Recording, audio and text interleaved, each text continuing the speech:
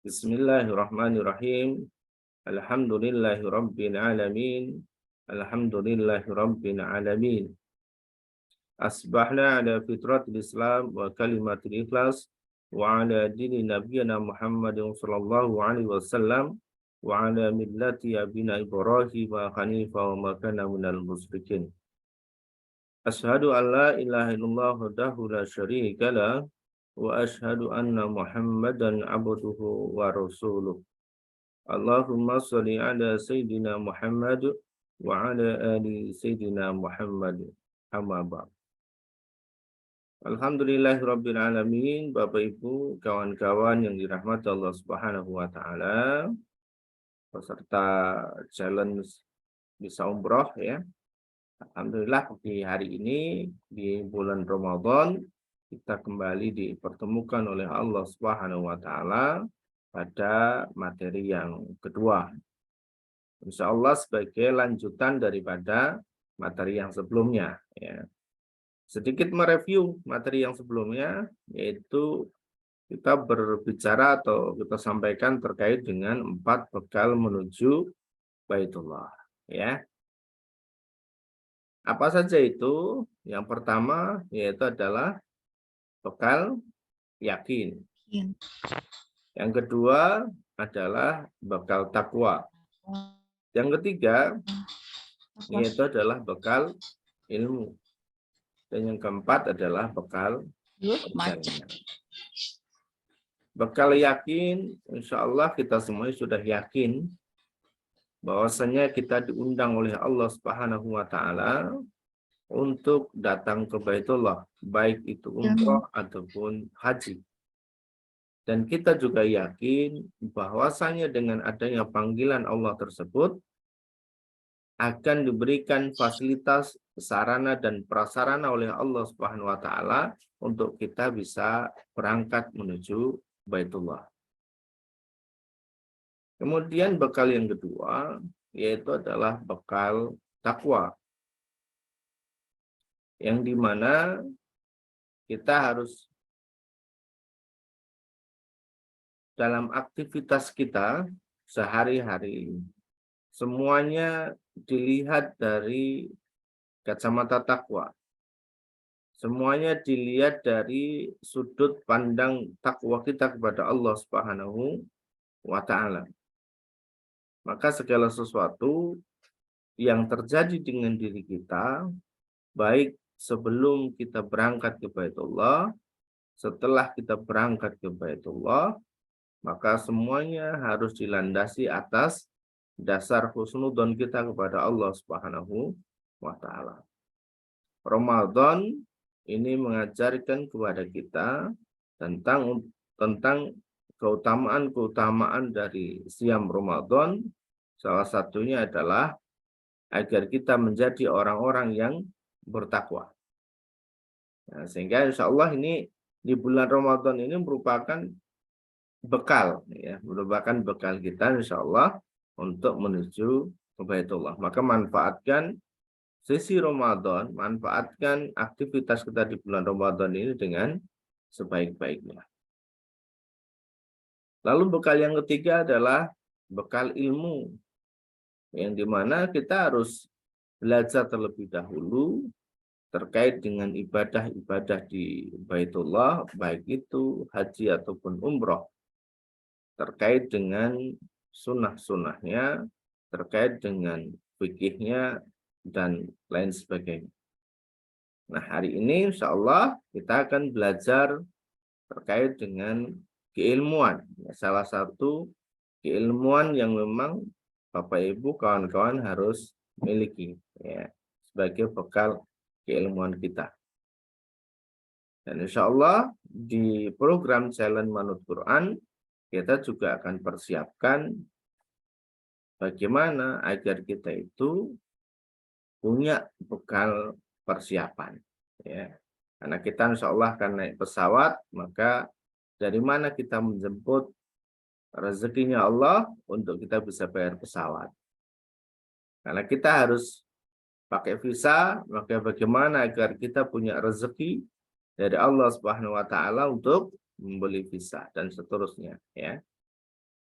Nah, sehingga nanti paket lengkap. Jadi program Challenge Manut Quran ini insya Allah paket lengkap yang kita semuanya step by step ketika melakukan dengan sebaik-baiknya, maka insya Allah dalam waktu 3 bulan ke depan, 99 hari, maka kita sudah bisa berangkat menuju Baitullah dengan ridhonya Allah Subhanahu wa Ta'ala. Oke, baik ya.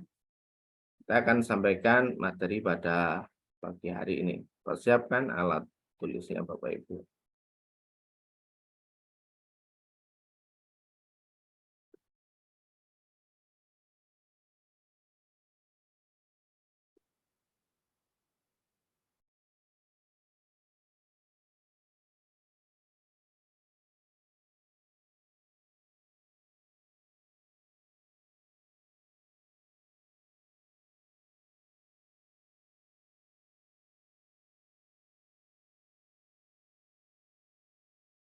Tema umrohnya Manut Quran yaitu adalah menjemput bahagia di Baitullah ya.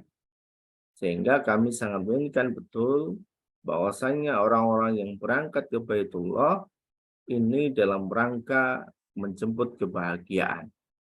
Berangkat bahagia, di sana bahagia, pulang pun bahagia. Jadi jangan sampai saat berangkat bahagia, di sana bahagia, tapi pulangnya kurang bahagia. Karena apa? Ya mungkin bisa jadi masih banyak persoalan-persoalan yang belum diselesaikan oleh Allah Subhanahu wa Ta'ala. Ya, maka perjalanan kita ke Baitullah itu adalah dalam rangka kita terapi.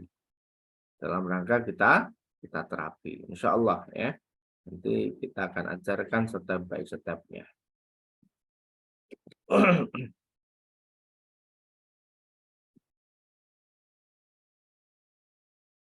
Baik, kita mulai dari mukadimahnya Bapak Ibu, ya kawan-kawan semuanya, yaitu di Quran Surah Al-Anfal, surah ke-8, ayatnya ayat yang ke-24. Ya. Ya ayyuhalladzina amanu يا أيها الذين آمنوا استجيبوا لله وللرسول إذا دعاكم لما يحييكم واعلموا أن الله يحول بين المرء وقلبه وأنه إليه تحشرون. Ya ayyuhalladzina amanu, lagi-lagi kita ketemu dengan ayat ini, wahai orang-orang yang beriman, orang-orang yang yakin telah akan bertemu dengan Allah Subhanahu wa Ta'ala, yang yakin bahwa perintahnya Allah harus kita lakukan dan larangannya harus kita jauhi. Penuhilah seruan Allah dan juga seruan Rasul. Bapak Ibu kawan-kawan dirahmati Allah Subhanahu wa Ta'ala. Allah Subhanahu wa Ta'ala memberikan seruan kepada kita atau memberikan panggilan kepada manusia itu ada 3. Ya. Yang pertama yaitu adalah seruan atau panggilan kita untuk mengerjakan sholat. Jadi ketika sudah ada suara Allahu Akbar, Allahu Akbar, maka sudah suara azan, maka disitulah saatnya kita mengerjakan sholat. Itu adalah seruan atau panggilan Allah yang pertama. Lalu panggilan Allah ataupun seruan yang kedua, yaitu adalah agar kita berangkat ataupun datang ke Baitullah. Baik itu umroh ataupun haji. Ya. Baik umroh ataupun haji. Kalau yang pertama insya Allah kita semua sudah melakukannya. Untuk yang panggilan kedua, nah, ada yang sudah, ada yang belum. Ada sudah, ada yang belum. Maka insya Allah nanti yang sudah bisa kembali lagi yang belum, insya Allah bisa berangkat. Amin ya. Lalu panggilan yang ketiga atau seruan Allah yang ketiga yaitu adalah panggilan untuk kembali kepada Allah Subhanahu wa taala karena jatah hidupnya di dunia sudah habis, kontraknya sudah selesai. Yaitu adalah meninggal dunia. Yang pertama sudah, yang kedua, yang ketiga, nah berarti saatnya sebelum panggilan yang ketiga kita harus memenuhi panggilan yang kedua. Nah ini kalau tadi tanyakan mana nih ayatnya Allah yang menyuruh kita untuk datang ke Baitullah. Nah di sini yang kemarin kawan-kawan sudah kita berikan tugas untuk membacanya ataupun menghafalnya, yaitu di Quran surah Al-Hajj ayat 27. Wa adzin fin nasi bil hajji ya'tuka rijalan wa ala kulli dhamiri ya'tina min kulli fajjin amiq. Dan berserulah kepada manusia untuk mengerjakan haji. Bapak Ibu kawan-kawan, dalam kaidah bahasa, ketika dua hal yang sering diucapkan bersamaan, maka ketika disebut salah satu, maka perintah itu atau kata itu maka sebenarnya adalah dua-duanya. Ya. Haji dan umroh itu adalah dua kata yang sering diucapkan secara bersamaan atau beriringan, maka sebenarnya mengerjakan haji dan juga umroh ada di dalamnya. Niscaya mereka akan datang kepadamu dengan berjalan kaki, ya'tuka rijalan, yaitu akan berjalan kaki. Wa ala kulli dhamiri, ataupun mengendarai unta yang kurus, ya'tina min kulli fajjin, yang mereka itu datang min kulli fajjin amik, dari segenap penjuru yang jauh, hingga dari banyak daerah, banyak tempat, banyak negara akan datang. Ketika memang memahami, mengetahui makna atau tujuan daripada Allah memanggil manusia untuk datang ke Baitullah. Nah, ini kita bisa lihat Bapak Ibu kawan-kawan. Salah satu contoh yang memang berjalan kaki, ya, Senat Haji naik haji jalan kaki dari Bosnia. Berjalan kaki selama 8,5 bulan sejauh 5.700 km. Melewati 7 negara dan puluhan kota. Berjuang di suhu ekstrim ketika panas itu lebih dari 50 derajat Celcius, dan ketika dingin itu minus 37 derajat Celcius. Jadi di bawah 0 derajat, dingin banget. Melintasi 2 benua, 2 gurun pasir, dan juga 3 lautan. Nah, ini.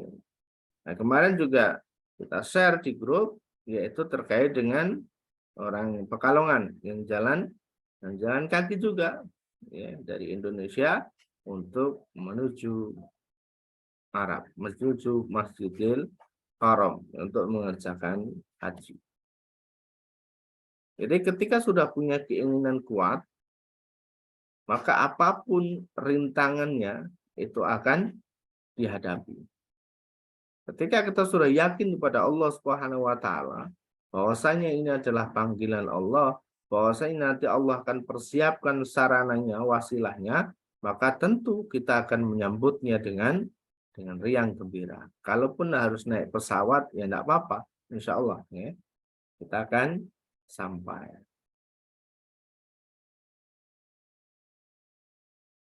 Nah, tujuannya apa? Kenapa kemudian Allah panggil manusia tadi termasuk kita semuanya untuk datang ke Baitullah, yaitu supaya menyaksikan berbagai manfaat bagi mereka. Sehingga kita dipanggil oleh Allah Subhanahu wa taala menuju Baitullah itu karena banyak manfaatnya, ya, banyak manfaatnya. Dan juga untuk menyebut nama Allah pada hari yang telah ditentukan, yaitu adalah pada bulan haji. Atas rezeki Allah yang telah diberikan kepada mereka. Maka yang tidak bisa berangkat ke Baitullah, yaitu bisa melaksanakan kurban di tempatnya masing-masing. Yang kemudian dibagikan kepada orang-orang yang sengsara dan juga fakir. Ya.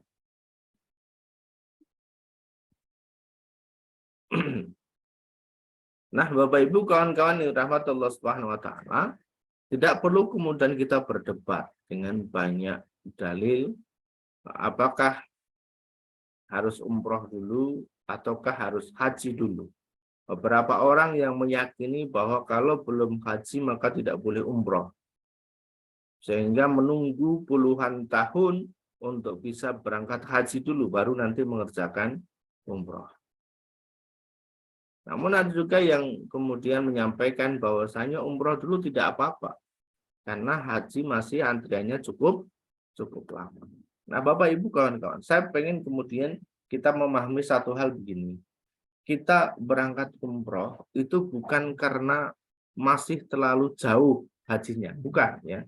Tetapi karena kita paham bahwa umroh ini juga merupakan sunnah dari Rasul kita Muhammad Shallallahu Alaihi Wasallam.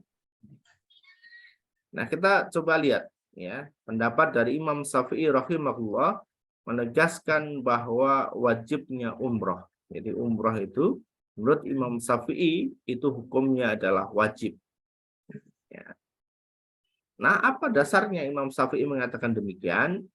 Yang pertama yaitu ada di Quran surah Al-Baqarah ayat 196. Wa atimmul hajja wal umrata lillah. Dan sempurnakanlah haji dan juga umroh karena Allah. Sehingga di sini ada kalimat haji dan juga umroh. Wa atimul hajja wal umrata lillah. Nah, sehingga disebutkan yang diminta disempurnakan bukan saja haji tetapi juga umroh. Lalu yang kedua yaitu dasarnya terkait dengan Nabi kita Muhammad Shallallahu Alaihi Wasallam itu beliau melaksanakan umroh terlebih dahulu, baru beliau mengerjakan haji. Jadi beliau Rasulullah Shallallahu Alaihi Wasallam itu mengerjakan haji, umroh, mohon maaf, itu 3 kali sebelum beliau berhaji. Yaitu pada tahun ke-6 Hijriah, pada tahun ke-7 Hijriah, dan pada tahun ke-8 Hijriah. Meskipun di tahun ke-6 Hijriah ini, rombongan Rasulullah tidak boleh masuk ke kota Mekah.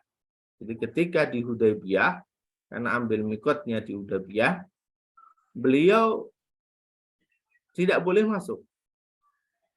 Ya, tidak boleh masuk, ditentang sama orang-orang Quraisy ketika itu. Maka disinilah terjadi yang namanya perjanjian Hudaybiyah. Yang dimana boleh masuk ke Mekah, tapi tahun depan. Boleh masuk ke Mekah, tapi tahun depan. Dan masuknya ke Mekah itu hanya 3 jam saja. Setelah itu harus keluar lagi meninggalkan kota Mekah. Makanya karena di tahun ke-6 tidak bisa masuk kota Mekah, tidak bisa tawaf, ya, tidak bisa sa'i di sana, maka Rasulullah menyembelih untanya. Ya, Rasulullah dan juga para sahabat diperintahkan untuk menyembelih untanya sebagai bayar dam karena tidak bisa menyelesaikan rukun-rukun umrohnya. Sehingga di tahun ke-7, tahun ke-8 ini diperbolehkan masuk ke kota Mekah meskipun hanya 3 jam saja menyelesaikan rukun dari umrohnya. Lalu pada tahun ke-9 Hijriah, Rasulullah ini banyak datang tamu. Ya, banyak orang-orang yang datang ke Madinah untuk berbaiat kepada Rasulullah Shallallahu Alaihi Wasallam untuk masuk Islam. Sehingga karena saking repotnya menerima banyak tamu, maka diperintahkan Abu Bakar untuk memimpin rombongan umroh di tahun ke-9 Hijriah. Lalu di tahun ke-10-nya, baru kemudian Rasulullah sampaikan kepada para sahabat di Madinah bahwa akan ada haji. Ya, baru melaksanakan haji di tahun ke-10 Hijriah. Yang dimana disampaikan kepada seluruh penduduk Madinah, kawan-kawan sahabat, bahwasanya ikutlah kalian untuk mengerjakan haji sebagaimana haji yang dibimbing langsung oleh Rasul kita Muhammad Shallallahu Alaihi Wasallam. Ya, ada yang memang ikut, ada yang nggak bisa ikut, begitu ya kawan-kawan. Maka disinilah nanti ada satu kejadian setelah rombongan Rasulullah ini pulang kembali, ada satu yang memang tidak bisa berangkat, gitu ya. Karena apa? Karena hanya memiliki 2 ekor unta saja, yang satu dipergunakan untuk ladang pertanian, yang satu digunakan untuk suami dan juga anaknya ikut berangkat haji bersama dengan Rasulullah. Bahkan suami ini sebelum masuk rumah, tidak boleh masuk rumah sebelum bertemu dengan Rasulullah dan bertanya, ya, bertanya, adakah pengganti ibadah haji bersama dengan Rasulullah Shallallahu Alaihi Wasallam? Maka kemudian tanyalah kepada suaminya, kepada Rasulullah Shallallahu Alaihi Wasallam, dan kemudian dijawab oleh Rasulullah, besok Ramadan istrimu suruh berangkat umroh, karena umroh di bulan Ramadan itu setara atau sebanding dengan ibadah haji yang dibimbing langsung oleh Rasulullah Shallallahu Alaihi Wasallam. Jadi Bapak Ibu kawan-kawan, umrohnya di bulan Ramadan, jadi seperti saat ini itu sama seperti ibadah haji pahalanya. Ibadah haji yang tour leadernya, yang pembinanya, yang pembimbingnya ada Rasulullah Shallallahu Alaihi Wasallam. Kualitas ibadah umroh dan ibadah haji itu tergantung daripada TL-nya, tergantung daripada tour leadernya, tergantung daripada pembinanya. Kalau tour leadernya, pembinanya menguasai tentang keilmuan terkait dengan ibadah umroh dan juga haji, maka insya Allah maka kualitas ibadahnya itu akan baik. Lalu bagaimana ketika TL-nya, tour leadernya itu adalah Rasulullah sendiri? Maka tentu kualitas ibadahnya adalah yang terbaik. Nah, umroh di bulan Ramadan itu pahalanya seperti haji yang kualitas yang terbaik.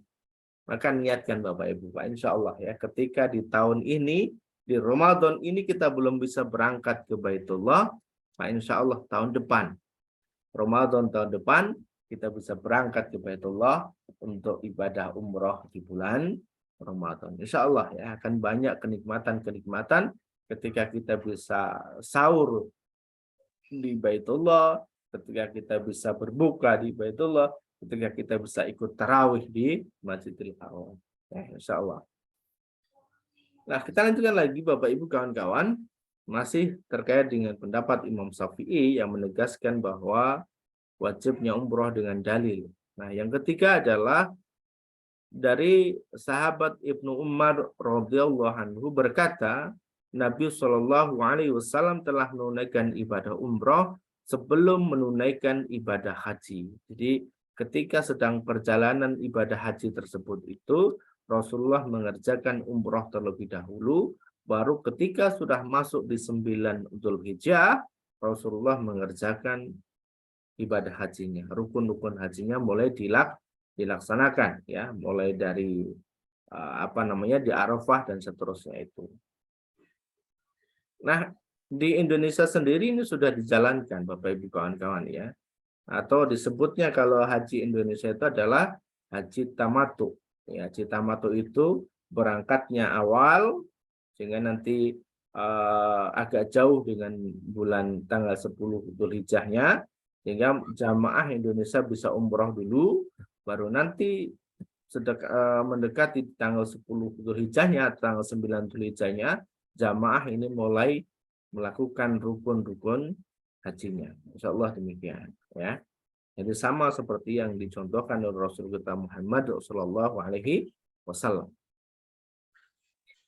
Nah, Bapak Ibu kawan-kawan yang rahmatullah Subhanahu Wa Taala, ada satu penegasan yang cukup menarik dan harus menjadi perhatian kita, yaitu bahwasanya Rasulullah Shallallahu Alaihi Wasallam bersabda, "Man aradal hajja falyata'ajjal, fa innahu qad yamradu maridu wa tadillu dhallatu wa ta'ridul hajjah." Barang siapa yang telah berkeinginan haji, maka hendaklah ia segerakan. Atau dalam bahasa lain, barang siapa yang telah berkeinginan umroh, maka hendaklah disegerakan. Karena bisa jadi akan datang penyakit atau hilang kekayaannya, atau ada keperluan lain yang mendesak, sehingga membuat kita gagal untuk bisa berangkat ke Baitullah.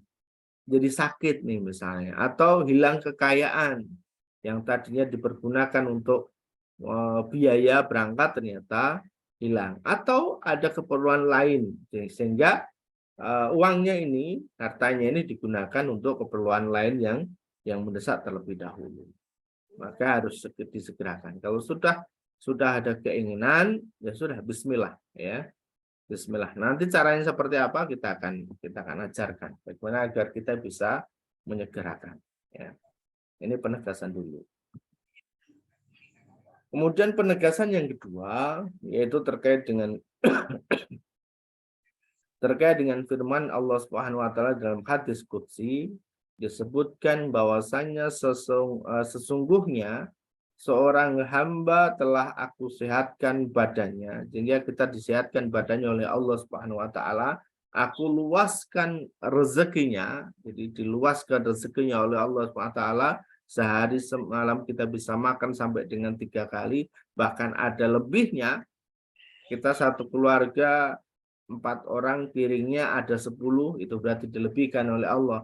Kita satu orang satu hari dalam satu pekan atau satu minggu itu ada 7 hari, tapi baju kita lebih dari 10 pakaian misalnya. Itu berarti termasuk orang-orang yang diluaskan rezekinya oleh Allah Subhanahu Wa Taala. Tetapi ada penegasannya, berlalu dari 5 tahun dan dia tidak menghadiri undanganku, baik itu umroh ataupun haji, maka sungguh dia telah termasuk orang-orang yang terhalang dari rahmat Allah Subhanahu Wa Taala.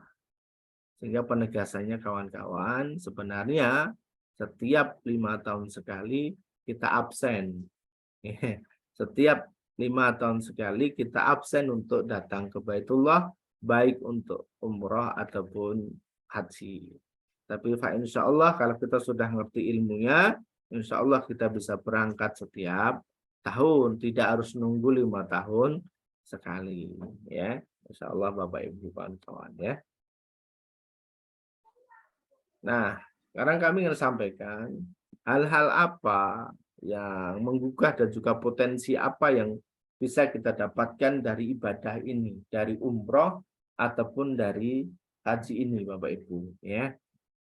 Yang pertama yaitu adalah menghapus semua dosa dan juga kemiskinan.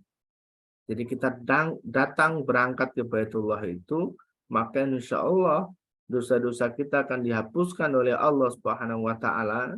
Dosa yang tidak bisa dihapuskan di sini, yang belum terhapuskan di Indonesia, maka insya Allah akan terhapuskan tatkala kita datang ke Baitullah. Dan juga menghapuskan kemiskinan. Maka insya Allah ketika kita masih banyak kekurangan di Indonesia, kita datang ke Baitullah, maka Allah akan hapuskan kemiskinan yang ada pada diri kita. Maka tidak ada orang yang berangkat umroh ataupun haji pulang jadi jatuh miskin. Itu belum ada cerita seperti itu, ya. Belum ada. Putus-putus, Kang. Kenapa?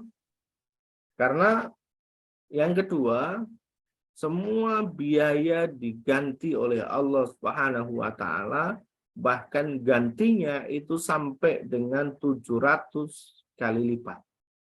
Ya, jadi Allah ganti, bahkan gantinya itu sampai dengan 700 kali lipat.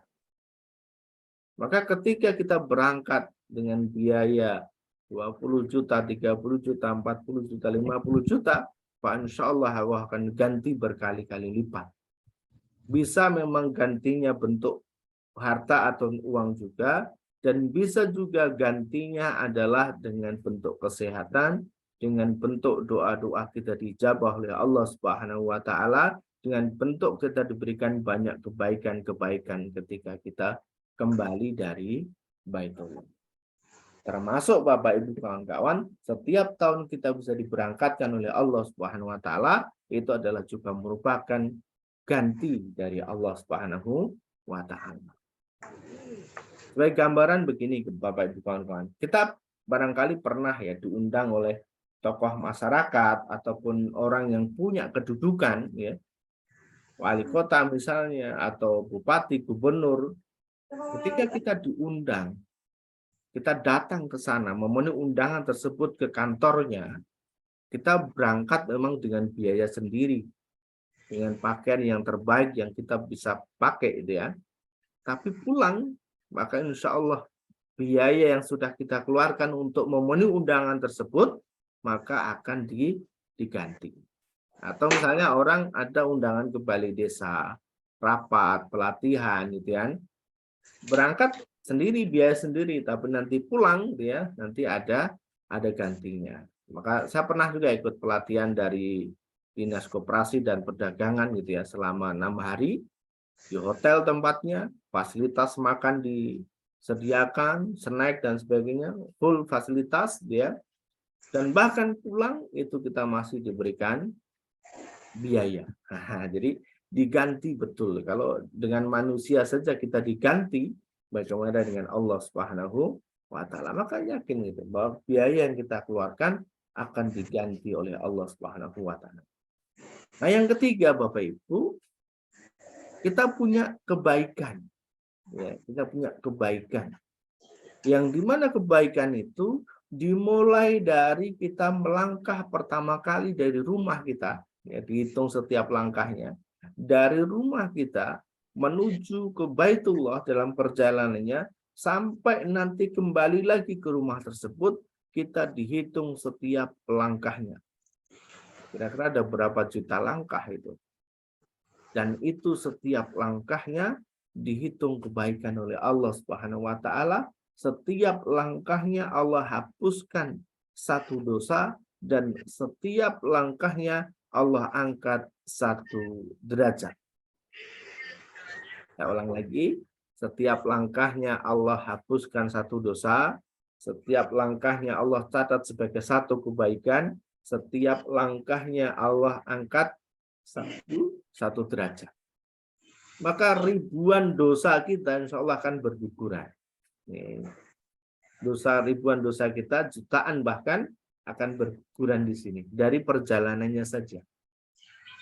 Barangkali hanya kita tiap hari diam di rumah. Nah, dengan adanya safar ini menuju ke Baitullah, maka setiap langkah kita dihitung kebaikan oleh Allah, setiap langkah kita dihapuskan dosa oleh Allah SWT, dan setiap langkahnya Allah angkat satu derajat. Yang keempat Bapak Ibu, talbiyah kita itu diikuti oleh alam semesta dan menjadi jaminan surga. Ketika kita sudah mulai rukun umroh, ya, menggunakan baju ihram yang laki-laki, sudah mulai bertalbiyah, dan talbiyahnya itu sejauh mata memandang ke depan, ke belakang, ke kanan dan ke kiri, maka apapun yang ada di sekitarnya ikut bertalbiyah. Apapun yang ada di sekitarnya selama perjalanan itu ikut bertalbiyah, mendoakan kepada orang yang bertalbiyah tersebut. Ada batu, ada pasir, ada tanah, ada pohon, ada apapun yang di sekitarnya, sejauh mata memandang sampai dengan kilometer, ratusan kilometer gitu ya, maka semuanya ikut bertalbiyah dan kelak menjadi jaminan surga di hadapan Allah Subhanahu wa taala, menjadi saksi tatkala bertemu dengan Allah Subhanahu wa taala. Ini baru dari talbiyahnya kan. Ya. Rambutnya gundul ya, Yang Kak? kelima yaitu adalah sholat di Masjidil Haram. Bapak Ibu barangkali pernah mendengar ya, bahwa barang siapa yang sholat di Masjidil Haram, maka sholatnya tersebut itu lebih baik atau sebanding dengan 100.000 kali kita sholat di masjid selain Masjidil Haram. Atau 1 kali kita sholat di Masjidil Haram itu sebanding dengan 100.000 kali kita sholat di Indonesia. Maka ketika 1 kali sholat saja, kita sholat wajib di Masjidil Haram, 1 kali kita bisa ikut jamaah di Masjidil Haram, maka ini sebanding dengan kita punya hidup 56 tahun, setiap hari kita sholat 5 waktu jamaah di masjid. Sekali lagi saya ulang, 1 kali sholat wajib kita, 1 kali sholat wajib kita di Masjidil Haram ikut jamaah, maka sama sebanding dengan kita punya umur 56 tahun, hidup di Indonesia, setiap hari 5 kali sholat jamaah di sholat jamaah di masjid. Lalu bagaimana kalau kemudian kita bisa sholat jamaah 5 kali di Masjidil Haram, 10 kali di Masjidil Haram? Nah, kita tinggal kalikan saja berapa keutamaan tersebut, sangat luar biasa. Itu baru sholatnya Bapak Ibu. Belum bagaimana dengan bacaan Qur'annya, belum bagaimana dengan sedekahnya, belum bagaimana dengan zikirnya, belum dengan sholawatnya, belum nanti dengan tahajudnya, belum dengan sholat duhanya, belum dengan sholat suruknya, belum dengan sholat Jumatnya. Maka luar biasa ya.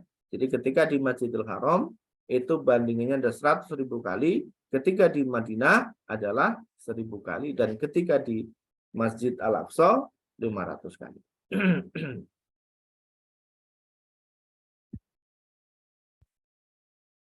Yang keenam yaitu adalah ketika tawaf Bapak Ibu. Ya, tawaf itu dimulai dari Hajar Aswad, lalu kemudian 1 kali putaran sampai Hajar Aswad lagi selama 7 kali putaran. Itu namanya tawaf ya. Mengelilingi Ka'bah dimulai dari Hajar Aswad. Nah, Bapak Ibu, ketika kita melakukan tawaf tadi 7 kali putaran, maka ini sebanding dengan kita memerdekakan seorang budak. Saya ulang lagi, sebanding dengan kita memerdekakan seorang budak. Dan setiap langkahnya ketika tawaf tadi, itu menghapuskan 10 dosa. Setiap kita tawaf tadi, setiap langkahnya, itu dicatat 10 kebaikan oleh Allah Subhanahu wa taala. Dan setiap langkahnya Allah angkat 10 derajat. Jadi setiap langkahnya 10 dosa terhapus, setiap langkahnya derajat kita diangkat 10 oleh Allah Subhanahu wa taala, dan setiap langkahnya Allah catat sebagai 10 kali putaran. Ya, Bapak Ibu yang dirahmati Allah Subhanahu wa taala. Dan bahkan ketika di Hajar Aswad kita bisa menyentuhnya, atau ketika tidak bisa menyentuhnya, kita bisa juga dengan alat, tongkat, kayu, dan sebagainya. Kalau tidak bisa, maka kita cukup dengan melambai saja. Maka kelak Hajar Aswad ini akan hidup memberikan saksi. Orang-orang yang pernah datang, orang-orang yang pernah melambai, itu akan scan barcode-nya keluar. Akan menjadi saksi orang-orang yang pernah datang, pernah melambai, pernah mengusap, pernah juga mencium, itu kelak akan dimohonkan ampun di hadapan Allah Subhanahu wa taala. Jadi saksinya Hajar Aswad kelak di hadapan Allah Subhanahu wa taala. Lalu kemudian ada satu pojok lagi Ka'bah itu yang sebelum Hajar Aswad, yaitu ada namanya rukun Yamani. Ketika kita menyentuhnya, maka dosa-dosa kita dihapuskan, semuanya dosa-dosa kita dihapuskan oleh Allah Subhanahu wa taala, ya. Bismillah ya Allahu Akbar, kita sentuh, maka dosa-dosa kita dihapuskan oleh Allah Subhanahu wa taala. Nah, ini Bapak Ibu, ya. Yang ketujuh, yaitu adalah air Zam-Zam. Jadi setelah kita tawaf tadi, kemudian sholat 2 rakaat di belakang makam Ibrahim, yang kemudian pahalanya adalah sama seperti memerdekakan seorang budak tadi, yang kemudian setelah itu minum air Zam-Zam. Ini air terbaik di muka bumi, mengenyangkan, menyembuhkan, dan juga bahkan tergantung daripada niat penyembuhnya. Kita meminta rezeki pun boleh, insya Allah, ya, dengan wasilah air Zam-Zam ini. Maka ketika kita minum air Zam-Zam, kita disunahkan untuk berdoa, Bapak Ibu kawan-kawan di rahmatullah Subhanahu wa taala, ya. Nah, setelah itu nanti kemudian dilanjutkan dengan sa'i, ya, yaitu antara Safa dan Marwa.